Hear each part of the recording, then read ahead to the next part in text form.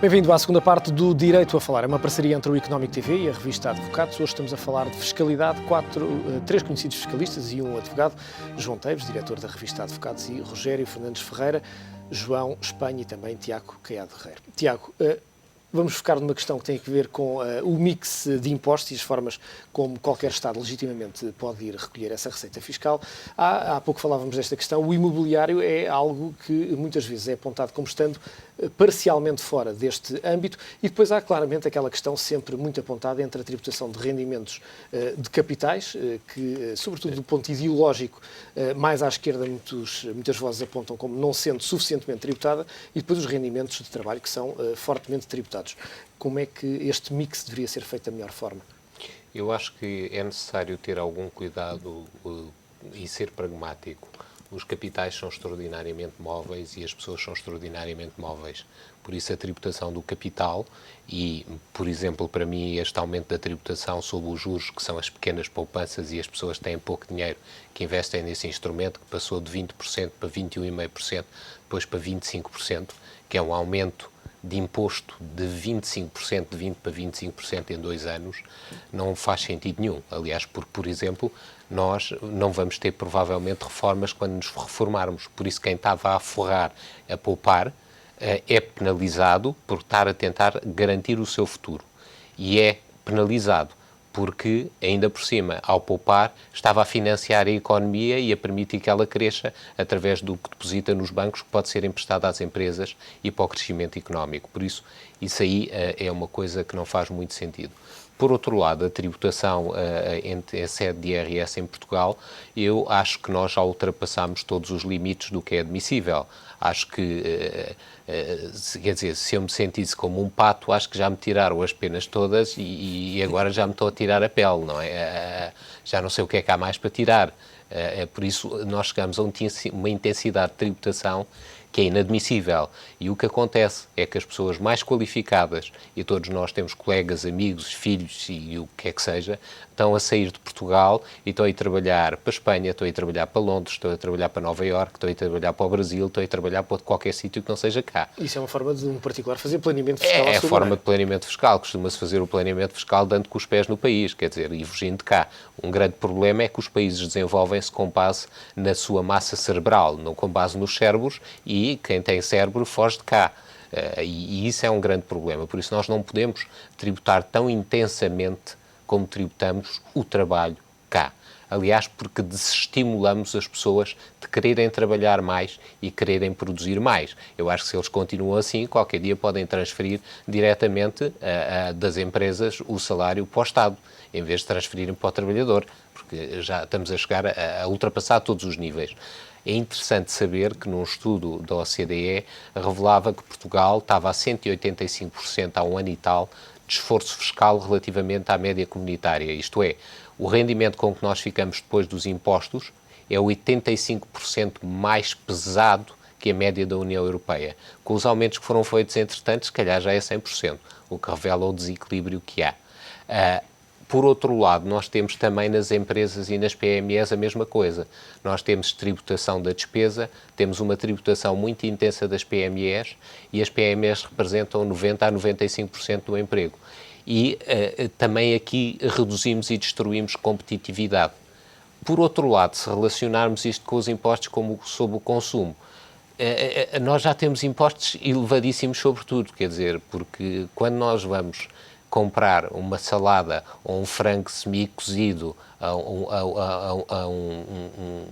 um supermercado ou vamos comprar qualquer coisa desse género e pagamos uma taxa de 23% de IVA, isto basicamente é uma espécie de sinal exterior de riqueza trazer um franguinho connosco. Ora, é das coisas mais baratas que há no mercado, por isso eu não me lembro já de algum imposto que nós tínhamos baixo cá em Portugal. E se lembrar, melhor é não dizer, Tiago, só falta a emissão de CO2, não é? Quando nós inspiramos, depois quando expiramos, passarem-nos a tributar a emissão de CO2, nossa, já pagamos no automóvel, não é? Só falta pagarmos a emissão de CO2 que produzimos. Assim não conseguimos realmente atrair investimento e manter cá as pessoas, não é? Não é possível. É preciso criar uma lógica de premiar quem mais trabalha, quem mais se esforça, quem mais investe, as empresas que criam mais emprego, que criam mais riqueza, que desenvolvem mais ideias, desburocratizar, simplificar, fazer uma coisa tão simples para criar riqueza como nós não temos que autorizar e licenciar as empresas antes delas existirem. Fiscalizamos, como na Áustria e numa data de países, depois delas estarem constituídas. Quer dizer, temos que criar incentivos às pessoas trabalharem. Não é com o machado e com o pau, que é, trabalhas mais, então toma, mais uma pancadinha nas costas. Por outro lado, quem não paga imposto cá em Portugal, e o Rogério sabe a solução, e o João, e toda a gente sabe, nas microempresas é criar um sistema de forfait, quer dizer, com o restaurante tem 10 mesas, pronto, pagam um determinado imposto mensalmente pelas 10 mesas que têm, ou anualmente, quer dizer, o taxista a mesma coisa, o não sei quê. Não podemos dizer à administração fiscal que vai inspecionar as centenas de milhares de microempresas que existem cá, a não ser que eles fossem o super-homem, voavam de uma para outra sucessivamente, muito rapidamente, não é possível. Ou então o custo de verificar essa mesma tributação seria maior do que a própria receita. Exatamente, mas há mecanismos facílimos de aplicar que eu não percebo porque é que não são introduzidos cá em Portugal e que criavam uma equidade fiscal muito maior, resolviam outro problema, que é a economia paralela, ao competir com a economia que paga impostos, desvirtua a concorrência, porque uns pagam impostos e muito intensos e os outros não, e por isso não são os melhores, muitas vezes, que conseguem fazer os melhores preços, são aqueles que não pagam impostos. E por isso essas empresas mais competentes muitas vezes não crescem porque têm uma concorrência desleal. Por isso, eu acho que isto não é...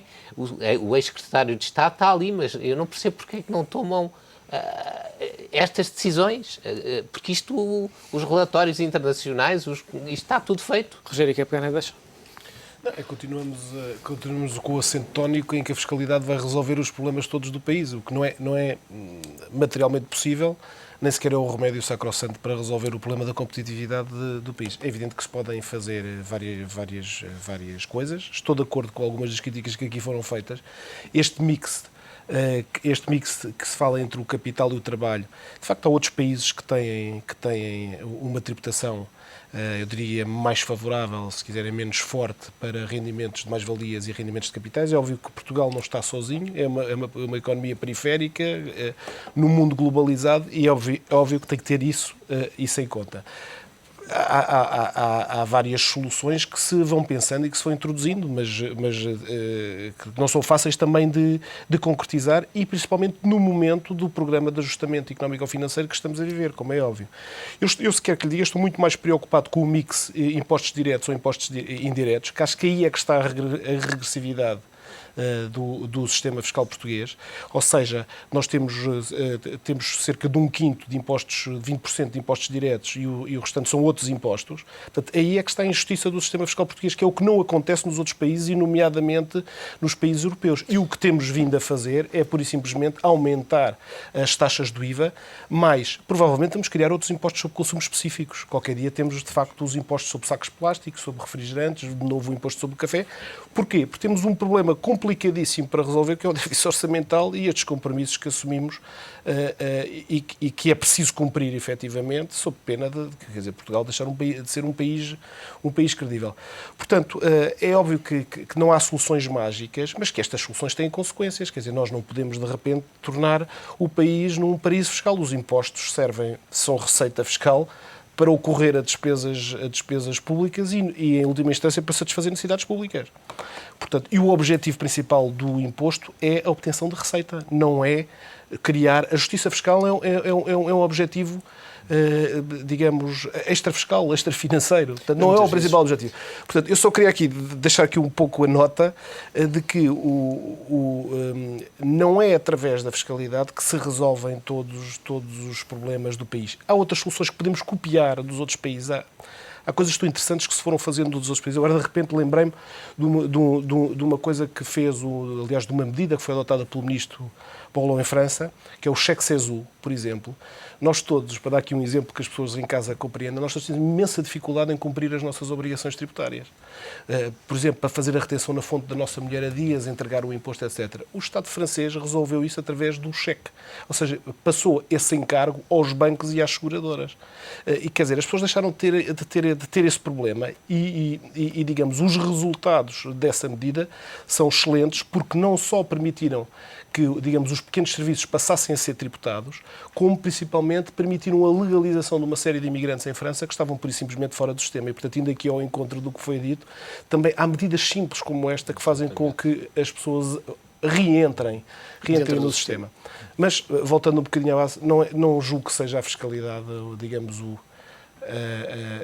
o remédio sacrossanto que venha a resolver os problemas da competitividade da economia portuguesa. Agora, não quer dizer que não possa ajudar, não é? Porque não aproveitarmos alguns regimes económicos suspensivos no âmbito de impostos aduaneiros para concorrermos com outros portos no norte da Europa que ainda por cima estão congestionados. Porque não fazer uma ligação destes regimes, digamos, aos portos de águas profundas que nós temos, em Lisboa, em Setúbal, em Leixões?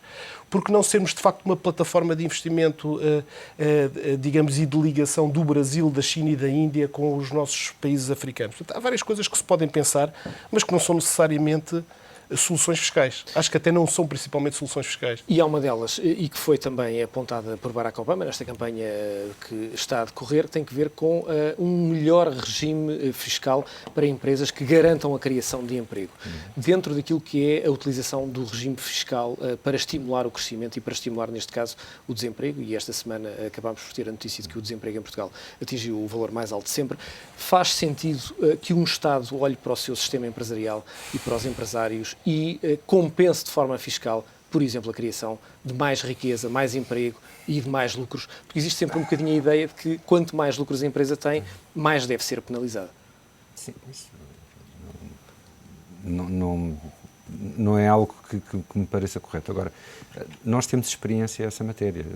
Existe o colégio, já há uma série de tempo, existe um benefício fiscal específico que se aplica apenas nos casos em que há a criação de emprego jovem e essa criação não beneficia, se não estou em erro, de isenção a nível de segurança social. E é efetiva essa solução, João? Eu não tenho notícia disso, sinceramente. Ou seja, isto é, e eu acho que já tive a oportunidade de dizer isto, o emprego cria-se quando há trabalho. As empresas, e aí dou toda a razão ao Rogério, quer dizer, a fiscalidade é um meio entre muitos, mas ninguém cria emprego por decreto e também ninguém cria emprego através da criação de benefícios fiscais. É claro que dá uma ajuda. É verdade que há algumas empresas multinacionais que se vieram instalar em Portugal porque, num primeiro momento, até dá jeito a obter aquele benefício fiscal, mas a verdadeira razão pela qual elas vêm é porque Portugal, neste momento, tem uma coisa que é muito simpática e que, infelizmente, é verdadeira. Temos bons cérebros, como disse o Tiago, a baixos salários. E é por isso que algumas coisas, capital intensivo, designadamente centros de serviços partilhados, etc., começam-se a vir para Portugal, mas não vêm para Portugal por terem benefícios fiscais. Vêm para Portugal porque temos pessoas muito qualificadas que ganham muito mal. E, portanto, isso dá lucro. Resumindo e concatenando, de facto, a fiscalidade não é o instrumento que resolve nada. Pode ajudar a resolver.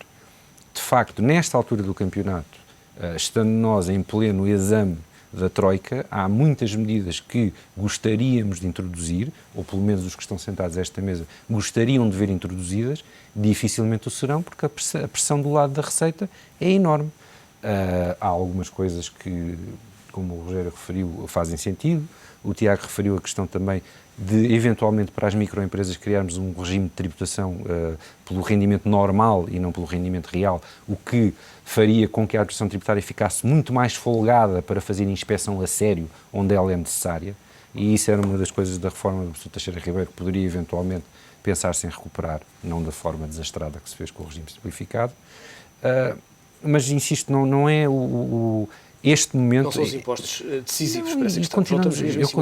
Eu sei que estamos em cima do tempo, só eu queria puxar a Zona Franca da Madeira, mas é tarde.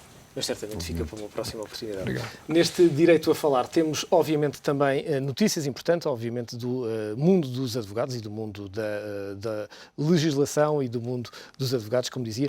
O sistema judicial é uma das instituições em que os portugueses menos confiam. A conclusão é do estudo Marcas de Confiança das Seleções do Reader's Digest, agora divulgado. Para o sócio da BMA, Paulo Monteverde, este resultado não surpreende, criticando principalmente a incapacidade absoluta dos sucessivos governos em produzir legislação processual adequada à administração da justiça. A ESR Advogados vai realizar uma conferência internacional sobre a nova lei da arbitragem no próximo dia 12 de março, com a presença de alguns dos maiores especialistas internacionais nesta matéria. Gonzalo Stampa, advogado e professor na Universidade Complutense de Madrid, e também Francisco Mucci, advogado e professor da Universidade Católica do Rio de Janeiro, são alguns dos nomes que constam do painel de oradores. A terminar, dou-lhe ainda conta de que o associado coordenador da Vieira de Almeida e Associados, Hugo Moreno, foi eleito advogado do ano na área de prática de mercado de capitais na edição de 2012 dos International Law Office Client Choice Awards. Hugo Moreno Santos é licenciado em Direito pela Faculdade de Direito da Universidade de Lisboa, sendo ainda mestre em Direito pela mesma instituição.